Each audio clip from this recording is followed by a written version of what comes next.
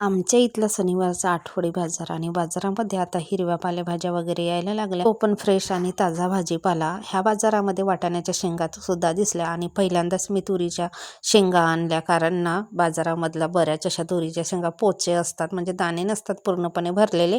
पण रुद्रांश ह्यावेळेस बाजारात आला होता, त्याने वाटाण्याचे शेंगा पण घ्यायला लावले, तुरीचे शेंगा पण घ्यायला लावले आणि ते महाग पण असतात. पावभर जरी घेतलं ना किंवा अर्धा किलो जरी घेतलं तरी अर्धा पाव दाणे निघतात. बाजारातला भाजीपाला ठेवून झाला, खाऊ वगैरे पण खाऊन झाला. रुद्रांशच्या आवडीचे शिंगाडे होते, आमच्यासाठी समोसे, खारा, जिलेबी आणल्या होत्या आणि 2 बालुशाही आणल्या होत्या. पुढे तुळशी पुढे दिवा लावून पूजापाठ करून झालं, चहा ठेवला आणि लागली मी स्वयंपाकाला. तर बाजारातून आणलेलीच लाल भाजी होती, तीच केली आणि बाजारातला खाऊ वगैरे खाल्लं होतं रुद्रांशनी. तर जेवणार की नाही माहीत नव्हतं, पण मग तो खेळता खेळता झोपीसुद्धा गेला. मग त्याला काही आम्ही उठवलं नाही. जेवण वगैरे झालं, रात्रीचे भांडे रात्रीच घासले आणि मी निघाली थोडंसं फिरायला.